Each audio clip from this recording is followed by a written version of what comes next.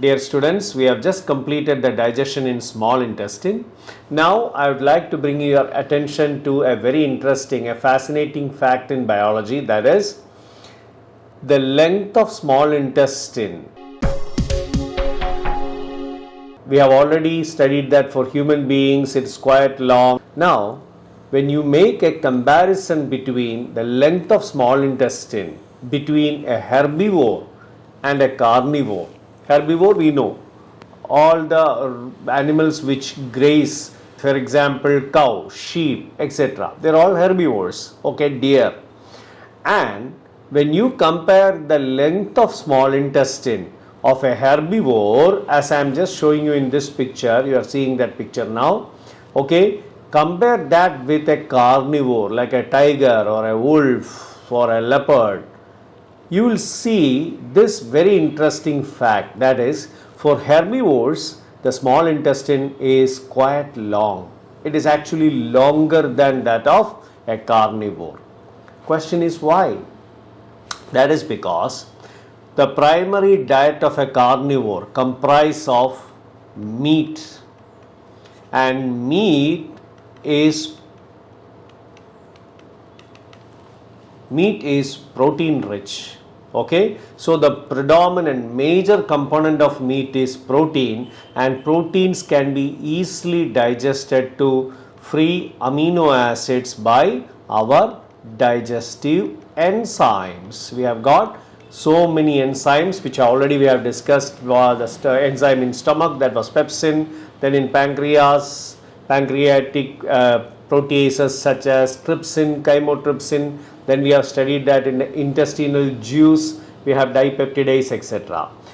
So these enzymes can easily digest proteins into free amino acids, whereas for herbivores their primary diet is plant based. Okay, for herbivores the primary diet is plant based, and this plant based diet has got cellulose as the chief source of energy. Cellulose is a polysaccharide, like the way we eat starch from plants like rice, wheat, etc. contains starch as the predominant energy source, but those organisms which consume plants, their plant body is made up of a special polysaccharide which is cellulose. And the problem is cellulose takes much longer time for digestion, so that you need to keep cellulose in your small intestine for longer period of time for the complete digestion, because cellulose is digested by an enzyme called cellulase. And you know what? The cellulase is actually produced by some bacteria present in the gut, in the small intestine of herbivores. It is this bacteria that produces cellulase, and it is this cellulase enzyme that is required for breaking down cellulose. Okay, so the food has to be retained in the small intestine for longer period of time for the proper digestion of cellulose, and it is done by the enzyme cellulase. So herbivores are actually harboring lot of gut bacteria.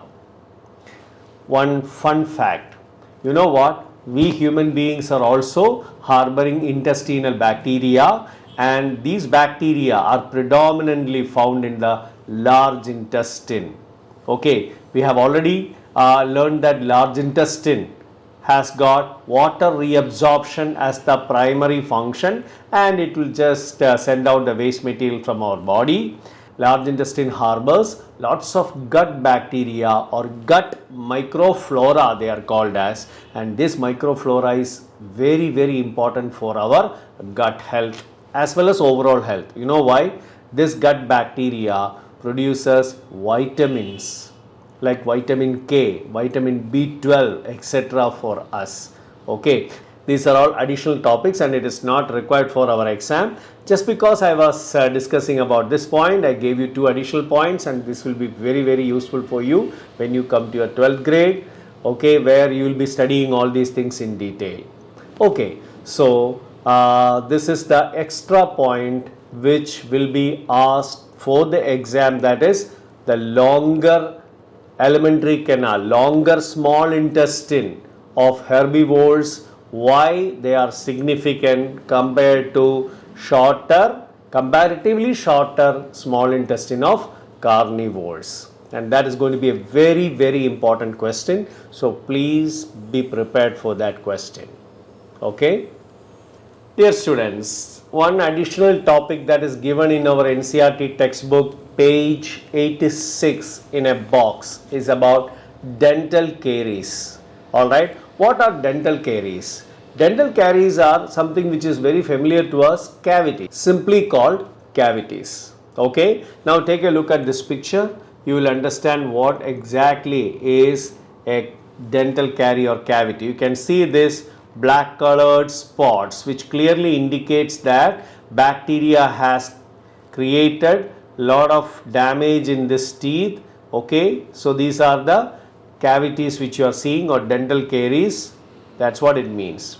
Okay, and before understanding what exactly or how exactly dental caries are formed, try to see this overall picture of our teeth. We have got enamel, the white or slightly yellow color that is found on the outside of the teeth, the enamel, and this enamel is the most important protective covering for our teeth.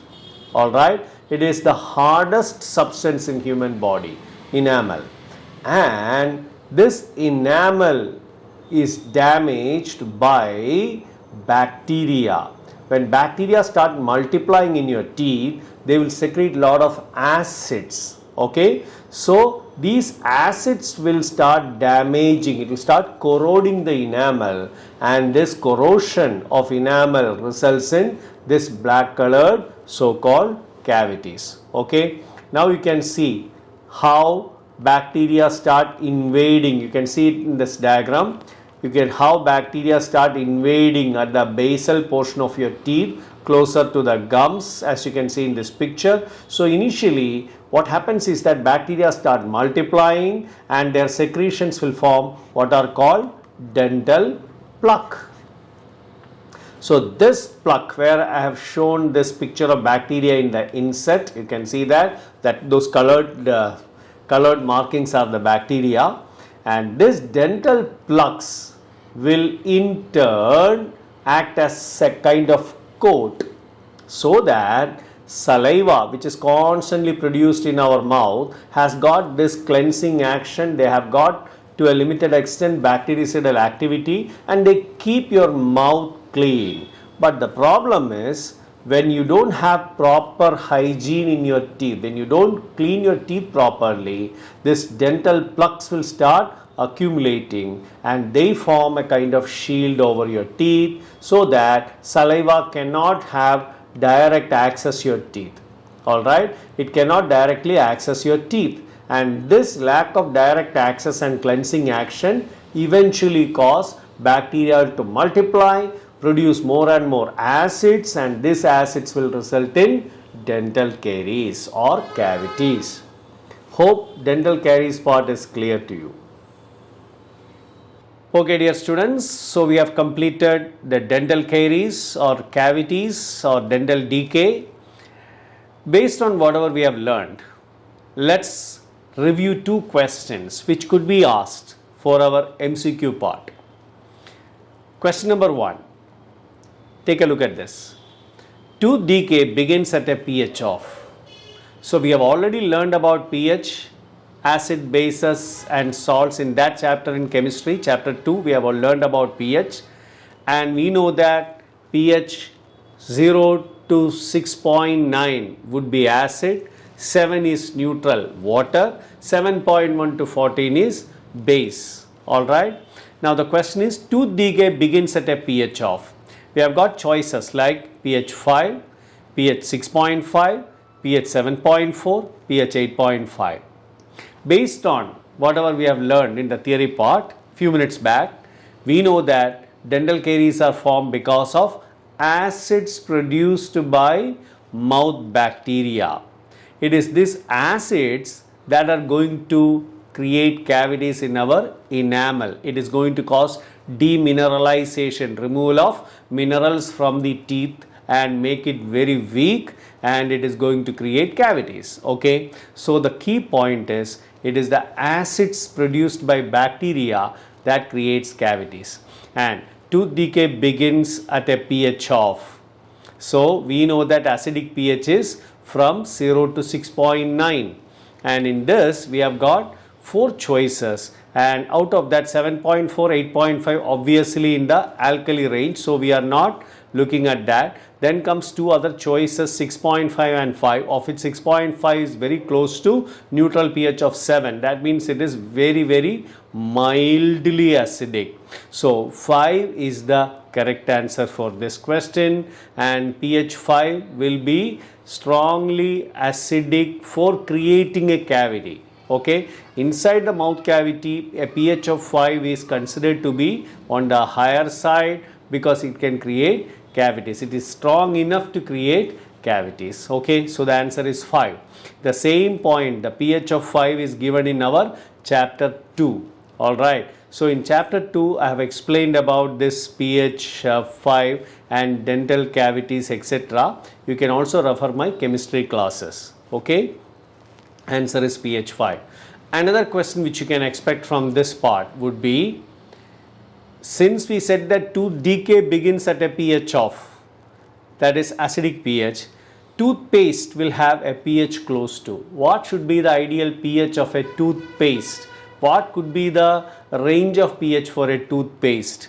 And we have got choices such as pH 4, pH 5, pH 6 and pH 8. Now you know the answer. Since acids are creating cavities and toothpaste are meant to protect our teeth from getting into this kind of a bad situation, that means toothpaste should have a basic pH that could neutralize the acidic pH inside the teeth, inside the mouth cavity. Therefore, obviously the answer is a basic pH. Among the 4 choices, pH 8 is the basic pH. Therefore, answer is 8. Hope this part is very clear to you now, and I am going to discuss many previous questions based on this particular chapter, that is human nutrition, and I am going to upload that video very soon. Please subscribe to my channel so that you will get the notification as soon as I upload the video. I hope this video helped you understand the concept of nutrition in human beings. If you still have any doubt or questions, please let me know in the comments. I will try to explain those in the forthcoming videos. To get the notifications of new videos, please subscribe to my channel. If you find this video helpful, do not forget to like it, and if you think it will be useful for your friends, please share it with them. Thank you.